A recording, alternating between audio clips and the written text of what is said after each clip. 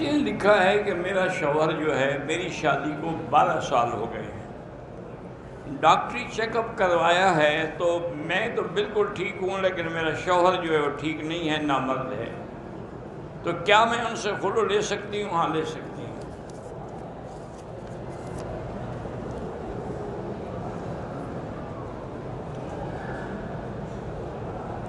ہم کسی ٹیم کے ساتھ پیسے لگا کے اگر پیسے دونوں طرف سے ہوں تو پھر وہ حرام ہے۔ ایک طرف سے ہوں کہ جیت گئے تو ہم انعام دیں گے، وہ جائز ہے۔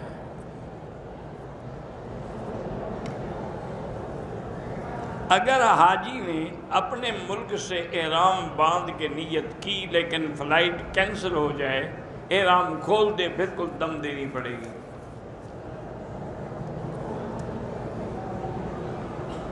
اگر کوئی آدمی 15 گھنٹے ٹرین میں سفر کر رہا ہے، دوران سفر سو گیا، احترام ہو گیا، اب گھر جا کر غسل کرے یا ٹرین میں؟ اگر ٹرین میں حمام ہے تو فوراً غسل کرے تاکہ نمازیں پڑھے، یہ تو نہیں کہ گھر جائے اور 15 گھنٹے لگ جائیں۔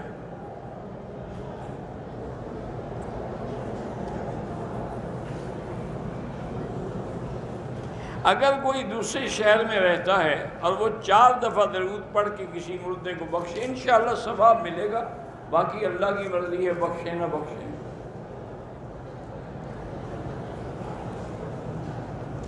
ہم ناروے میں رہتے ہیں، ہمارے ایک عزیز کے بیٹے اور بیٹی نے غیر مسلم سے شادی کی ہے، ان کی اولاد بھی ہے، بہرحال وہ شادی نہیں ہے، وہ گناہ ہے بلکہ کفر ہے۔ کافر سے شادی کرنے سے عورت کافر ہو جاتی ہے۔ وہ اسلام میں آئیں، دوبارہ کلمہ پڑھیں، توبہ کریں، استغفار کریں، آپ 2 رکعت پڑھ کے ان کے لیے دعا مانگیں۔ میرے بھائی کو کینسر ہے، اس کے لیے میں نے کئی دفعہ بتایا ہے وہ آیت لیس لہا من دون اللہ کاشفا۔ مجھے جوڑوں کی تکلیف ہے، علاج کرایا ہے، لیکن شفا تو اللہ کے ہاتھ میں، علاج سے تو کچھ نہیں ہوتا۔ اگر آدمی نے سود پہ پیسہ دیا ہے، اس کا سارا پیسہ حرام ہو گیا، سارا پیسہ تو حرام نہیں ہوگا، جتنا سود پہ لگا ہے وہ حرام ہوگا، اس کی باقی جائیداد تو حرام نہیں ہو جائے گی۔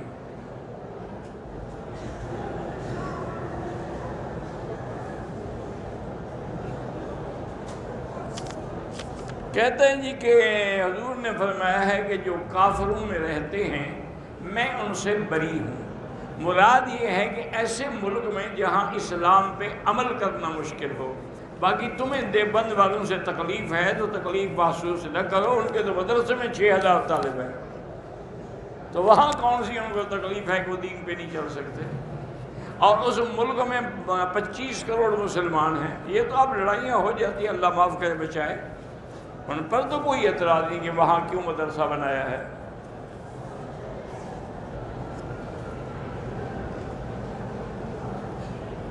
میں چونکہ معلمہ ہوں، درس گاہ میں پڑھاتے ہوئے مغرب کے فرض پڑھتی ہوں، باقی نماز عشاء سے پہلے پڑھتی ہوں، ٹھیک ہے؟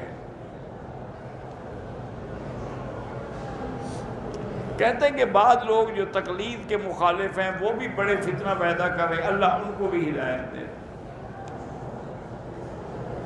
اگر بیوی کا انتقال ہو جائے تو خاوند اپنی بیوی کو غسل دے سکتا ہے، اگر کوئی عورت نہ ہو تو پھر دے سکتا ہے۔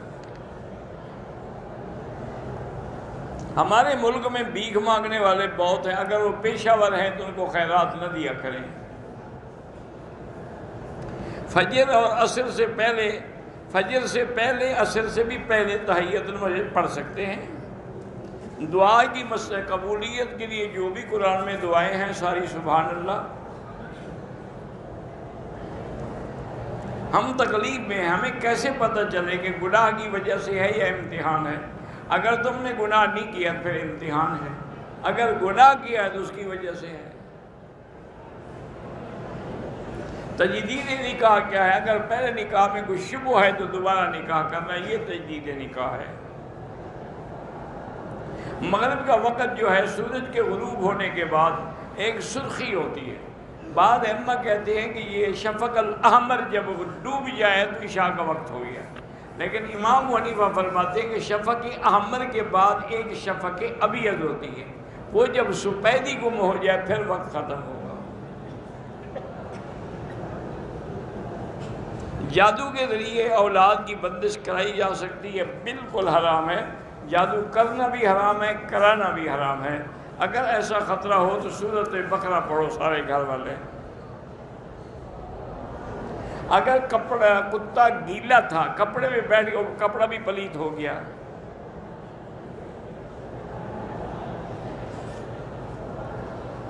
میری دوست ہے، بیوہ ہے، وہ کہتے ہیں میں دوسری شادی نہیں کرنا چاہتی چونکہ میری تمنا ہے کہ میں جنت میں بھی اپنے اسی پہلے خاوند کے ساتھ رہوں۔ تو ٹھیک ہے، اچھی بات ہے۔ غیر مسلم کی مدد کریں پھر بھی ثواب ملتا ہے۔ میری شادی کے 5 سال تک میں شوہر کے ساتھ خوش تھی، وہ دوسری عورتوں کے ساتھ تعلق بناتا کہ ہم کو اور بچوں کو بالکل نظر انداز کر دیا، مجھے ہر وقت طلاق کی دھمکی دیتا ہے۔ 2 رکعت نماز پڑھ کے اللہ سے دعا مانگے اللہ اس کو ہدایت دے۔ میرے بھائی نیاز خان کا آپریشن ہے، اللہ کامیاب کرے اور شفا دے۔ آج کل حمل کے لیے جانوروں کے اندر ایک بیج رکھا جاتا ہے، مجھے پتہ نہیں، میں نہیں بتا سکتا۔ بلی کا جوٹا کھا سکتے ہیں؟ ہاں کھا سکتے ہیں۔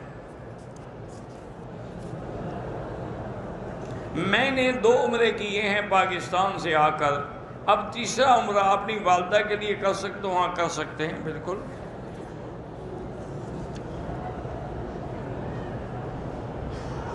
پاکستان میں جو نمازیں قضا ہوئی تھی وہ پوری قضا کریں گے، جو قصر قضا ہوں گی وہ قصر قضا کریں گے۔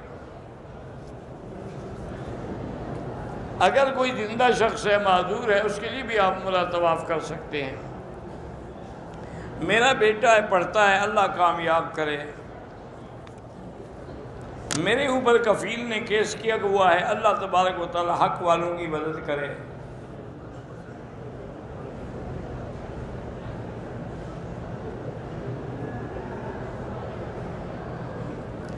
ایک آدمی کی بیوی فوت ہو گئی، اس کی اولاد ہے، لڑکیوں نے کہا ہے کہ یہ مکان جو ہے ایک ہمارے بھائی کے نام لگا دیں، وہ نہیں راضی ہو رہا، کہتا میں نے شادی کرنی ہے، اولاد شادی کے لیے رکاوٹ نہیں ڈالتی، پر یہ مسئلہ مقامی علماء کو بٹھا کر حل کریں۔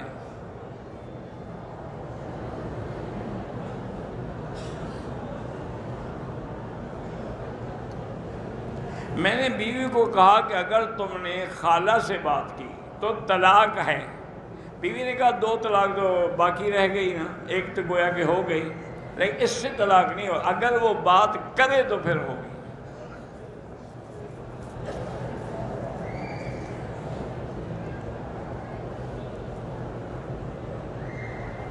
کہتے جی کہ حمل کے 8ویں مہینے میں بیوی کے پیروں میں سخت تکلیف ہوتی ہے، تو خاوند اپنی بیوی کے پاؤں تکلیف ہو تو دبا سکتا ہے؟ کیوں نہیں دبا سکتا ہے؟ کیا وجہ ہے؟ وہ تمہارے پاؤں دبا سکتی ہے، تم کیوں نہیں دبا سکتے ہو؟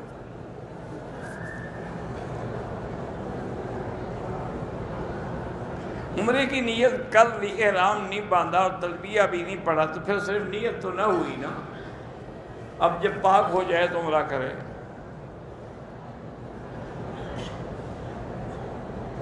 جن لوگوں کو جدے سے واپس کر دیا گیا تو وہ دم بھی دیں گے اور سر بھی منڈائیں گے۔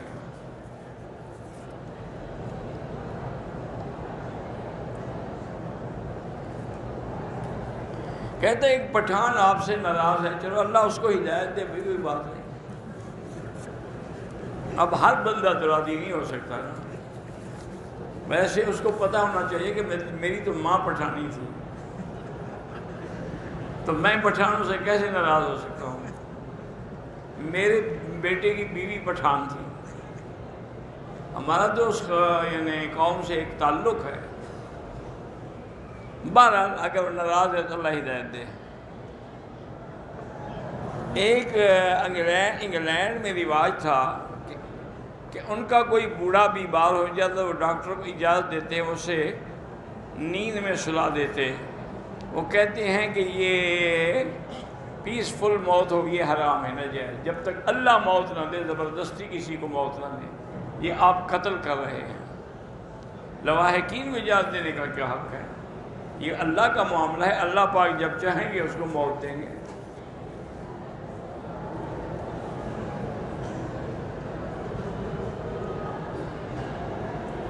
بہرحال اگر عورت کو لیکوریا ہے، کبھی نہیں آتا، تو پانی نہ آئے اور عصر کے بعد مغرب تک نہیں، تو عصر کے وضو سے مغرب ہم بالکل پڑھ سکتی ہے۔ ویسے بھی وہ ایک وضو سے اگلی نماز تک وقت گزار سکتی ہے۔ نماز جنازہ میں اگر امام ایک سلام پھیرے تو میں ایک کی بھی اجازت ہے، دو کی بھی اجازت ہے۔ اگر بیوی علیحدہ گھر مانگے اور ساس یا سسر نہ دیں تو شوہر کے بس میں ہو تو دے دے، اور نہ ہو تو مجبوری ہے۔ بیوی کی مرضی کے بغیر شوہر دوسری شادی کر سکتا ہے۔ میری بیوی میرا اور بچوں کا خیال تو رکھتی ہے لیکن نماز کی پابندی نہیں کرتی۔ سب سے بڑا گناہ تو نماز ہے، کیونکہ بعض ائمہ کے نزدیک نماز چھوڑنے والا اب مرد ہو یا عورت، وہ کافر ہو جاتا ہے۔ جب کافر ہو گیا تو نکاح ہی نہ رہا۔ اس کو غور توبہ کرے، استغفار کرے اور پابندی کرے۔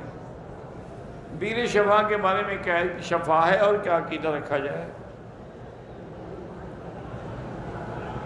لڑکی کے والدین راضی ہیں، لڑکے کے والدین راضی نہیں ہیں تو بہرحال استخارہ کرو، اگر خیر ہو تو شادی کرو ورنہ نہ کرو۔ میں ڈرائیور روز سفر میں ہوتا ہوں، آپ جب تک سفر میں رہیں گے نماز قصر پڑھیں گے، چاہے ساری زندگی سفر میں ہو۔ آپ دیکھا نہیں بحری جہاز میں جو ملازم وہ 6 مہینے سفر میں ہوتے ہیں۔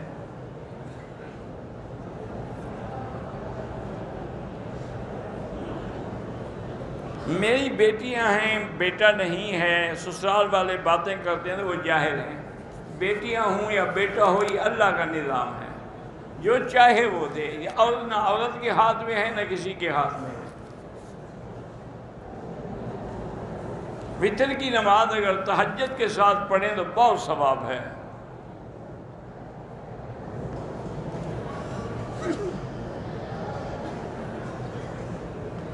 بہرحال کہتے ہیں جی کہ میری عمر جو ہے وہ تو 28 سال ہے، 3 بچے بھی ہیں، شادی کو 10 سال ہو گئے، لیکن اب میں بیوی کے حقوق ادا نہیں کر سکتا، تو اپنا علاج کراؤ۔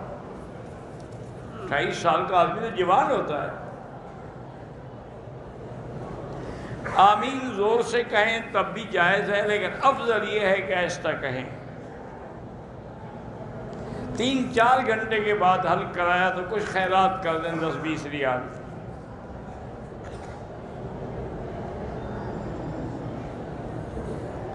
اگر نفلی عمرے کے لیے آدمی نے احرام بھی کر لیا، نیت بھی کر لی، تلبیہ بھی پڑھ لیا، راستے میں ٹوپی سر پہ رکھ لی، کچھ نہیں ہوتا۔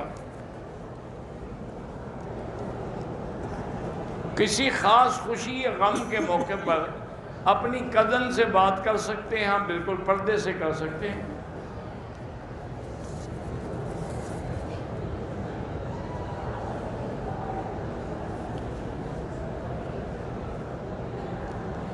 والدہ کو عمرہ کروا رہا تھا، ان کی طبیعت خراب ہو گئی، عمرہ مکمل نہ کر سکے، طواف کو 3 چکر لگائے، واپس ہوٹل چلے گئے، اب دوبارہ 2 دن بعد عمرہ کرایا، لیکن دم تو پڑ گئی کہ پہلے عمرے کو تم نے کھول دیا، فاسد کر دیا۔ اگر کوئی صفا کے بجائے مروہ سے شروع کرے ادا نہیں ہوتی، دوبارہ کرے۔ نمازی کے آگے نہ گزریں۔ اگر کسی کو بد نظری عورتوں کو دیکھتے دیکھتے طواف میں بھی احتلام ہو جائے تو باہر نکل جائے، غسل کرے اور توبہ کرے۔ ہندوستان مہاراشٹر میں اجتماع ہے دین کا، اللہ کامیاب کرے۔ عورتوں کا حجر اسود کو بوسہ دینا ضروری نہیں ہوتا ہے، دور سے اشارہ کر دیں۔ عورت اگر خاوند کی بے عزتی کرے تو بہت بڑا گناہ ہے۔ طواف کی نفل جو ہے وہ نفل نہیں ہے، وہ واجب الطواف ہے۔ نفلی طواف بھی جب شروع ہو جائے تو واجب ہو جاتا ہے۔ عمرہ بھی زندہ کر سکتے ہیں، بارہ ہم طواف مرنے والے اور زندہ کے بالکل کر سکتے ہیں۔ اگر ہم نے 2 3 4 طواف اکٹھے کر دیے تو بعد میں 2 رکعت سب کی پڑھ لیں۔ بہرحال یہاں جو مرغی آتی ہے باہر سے اس کا کوئی اعتبار نہیں، البتہ جو مرغی سعودی عرب کی ہے یا مسلمان ملک کی وہ حلال ہے۔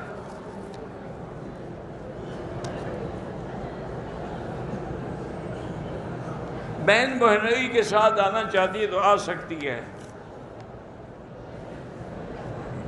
اگر آدمی 2 رکعت والی نماز پڑھ رہا تھا، دونوں رکعتوں میں ایک ہی سورت پڑھی، کوئی حرج نہیں۔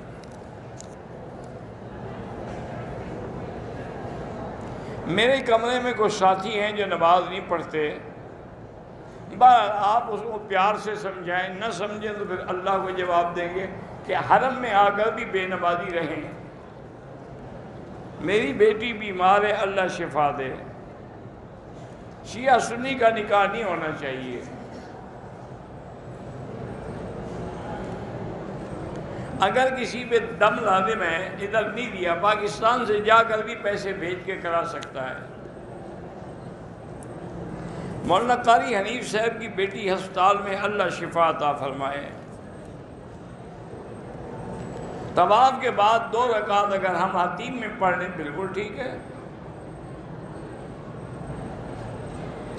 جہاز میں بیوی کی طبیعت خراب ہو گئی، عمرے کی نیت نہیں کی، جدے میں 5 دن ہسپتال میں داخل رہی، کپڑے تبدیل کیے، جدے سے دوبارہ نیت کر کے عمرہ کیا ٹھیک ہے؟ کہ وہ معذور تھی اور پھر جدے میں رہ گئی۔ میرے بچے حافظ قرآن ہو رہے ہیں الحمدللہ، اللہ کامیاب کریں، ان کو کہیں کہ رب اشرح لی صدری کی آیت پڑھا کریں۔ کوئی آدمی منشیات کا کاروبار کرتا ہے، ان کے پیسوں سے عمرہ کرتا ہے، حرام مال سے عمرہ کرو تو قبول نہیں ہوتا۔ بیوی کے شوہر پہ حقوق یہ ہیں کہ شوہر اس کی عزت کی حفاظت کرے، اس کے خاندان نفقے کا انتظام کرے، بیوی کے جو ہے کہ خاوند کی فرما برداری کرے اور خاوند جو حکم دے تعمیل کرے، گھر میں نہ ہو تو اس کی عزت کی حفاظت کرے۔ میرا لڑکا جرمن پڑھنے جانا چاہتا ہے، جا سکتا ہے۔ میری شادی 8 سال ہو گئے، اولاد نہیں ہے، چیک اپ کرائیں پھر دعا کریں۔ خانہ کعبے پہ کسی کا نام لکھنا بالکل منع ہے۔ مرد عورت ساتھ نماز پڑھ سکتے ہیں، اگر برابر ہوں گے تو نماز نہیں ہوگی، یا عورت آگے ہو پھر بھی نماز نہیں ہوگی۔ عصر کی نماز کے بعد مدینہ شریف میں ریاض الجنہ میں نماز پڑھ سکتے ہیں؟ نہیں پڑھ سکتے، کیونکہ لا صلاۃ بعد العصر حتی تغرب الشمس، حضور کی حدیث ہے کہ عصر کے بعد نماز نہیں جب تک سورج نہ ڈوب جائے۔ میں نے عمرہ کیا، حلق ایک طرف تھوڑا کیا تو کیا دم اگر ٹک لگائے ہیں تو دم لاگو ہوگی۔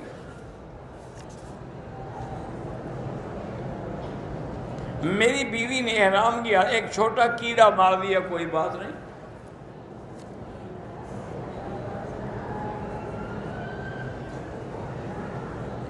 بہرحال 50 طواف کرنے سے فضیلت آئی ہے بعض احادیث مبارک میں۔ 40 نمازیں اسی طرح، یعنی ہر نماز جماعت کے ساتھ ادا کرے مسجد نبوی کے اندر۔ 3 بھائی ہیں، اولاد نہیں ہے، اللہ پاک ان پر رحم کرے، وہ بہرحال ٹیسٹ بھی کروائیں، علاج بھی کروائیں۔ میں نے طواف کیے ہیں، بعد میں جو واجب ہے وہ نفل پڑھ کے پڑھی ہے، کوئی حرج نہیں، ادا ہو گئی۔ قرآن پاک کی آیت جو ہے وہ لکھ کے گلے میں علماء کے نزدیک قرآن کی آیت جائز ہے۔ اگر حیض کی حالت میں طلاق دی جائے ہو جاتی ہے، دینے والا گناہگار ہے کہ حیض میں اس کو طلاق نہیں دینی چاہیے تھی، لیکن یہ نہیں ہے کہ طلاق نہیں ہوگی۔ 3 طلاقیں اگر ہوں تو وہ بھی 3 شمار ہوں گی۔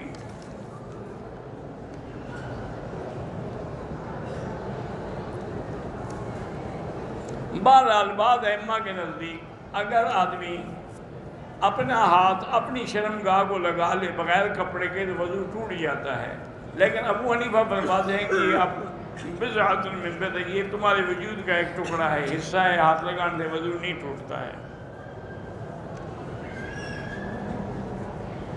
یہی تو میں کہہ رہا ہوں نا کہ جب ہم غسل کرتے ہیں، پہلے وضو کرتے ہیں، پھر جسم پہ پانی بہاتے ہیں صابن، تو ہاتھ تو لگتا ہی ہے، کوئی حرج نہیں۔ میرے سر میں درد رہتا ہے، 7 دفعہ سورۃ فاتحہ پڑھ کے پانی پہ دم کر کے پیا کریں۔ ایک مولوی صاحب نے ایک عورت کا جنازہ پڑھایا، اس کے گھر والے اور سب کہتے ہیں کہ وہ سنی تھی، شیعہ نہیں تھی، ٹھیک ہو گیا الحمدللہ۔ میرے والد پر جنات کا اثر ہے تو سارے گھر والے سورۃ بقرہ پڑھ کے دم کرو۔ بیٹا اپنے باپ کی مرضی کے بغیر دوسری شادی نہ کرے۔